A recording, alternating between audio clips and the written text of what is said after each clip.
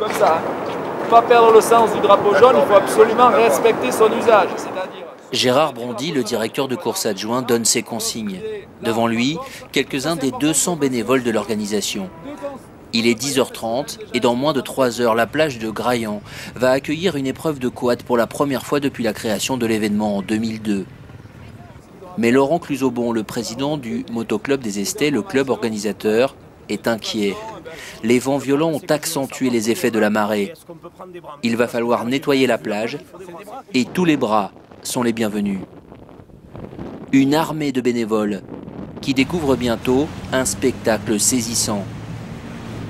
La plage est jonchée de cailloux et de morceaux d'allios, sorte d'argile, arrachée par la mer déchaînée. Il faut tout déblayer pour offrir aux pilotes une plage aussi propre que possible. Les officiels de la fédération sont là. Certains pilotes, comme Jérémy Warnia, Mathieu Terninck ou Jean-Claude Mousset, sont également venus repérer la plage. Et quand les bras ne peuvent rien, comme pour cette immense bouée ramenée du large, les bulldozers entrent en action. Déblayage spectaculaire. Pendant ce temps, le soleil semble faire son apparition. Mais l'éclaircie ne sera que de courte durée. À 12h30, les pilotes quittent le parc fermé pour rejoindre la plage. Le temps est au gris et de nouvelles bourrasques de pluie accompagnent le départ donné à 12h50, 10 minutes avant l'heure prévue.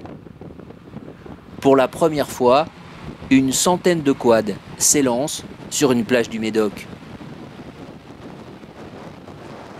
La GURB TT s'écrit désormais aussi à 4 roues.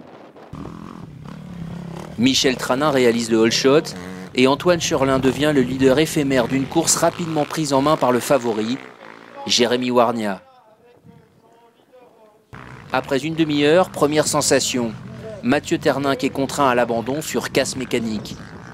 Dépité, le pilote Picard tentera en vain de redémarrer sa machine devant les membres de son club, le MCP Concours.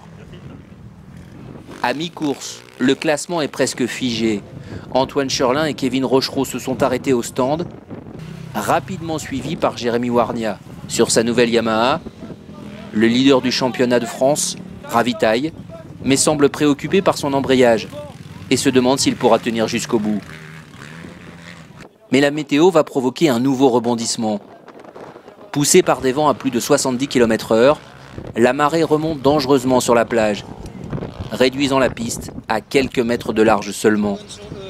La direction de course prend la décision d'écourter l'épreuve et le panneau 1 tour est alors brandi. Une première depuis la mise en place de ce nouveau règlement. 13 minutes plus tard, Jérémy Warnia franchit la ligne en vainqueur, suivi de très près par un Kevin Rochereau tout aussi ravi par sa seconde place. Antoine Cherlin complète le podium. Ouais, super épreuve, on remercie Graillan parce qu'ils ont accueilli les quads, du coup ça nous fait une épreuve de plus au championnat, donc on peut voir que cette année le championnat a vraiment pris de l'ampleur, beaucoup de top pilotes font tout le championnat, moi c'est ma première année où je fais tout le championnat, donc vraiment super, mon Yamaha a super bien marché, moi j'ai un petit problème d'embrayage qui m'a pas permis de me donner à fond, d'un côté j'ai un peu de la chance que la course soit terminée plus tôt. Au classement du championnat de France Dragon, Jérémy Warnia conforte sa première place devant Jan Vlemens, 4e à Graillan, et Kevin Rochereau.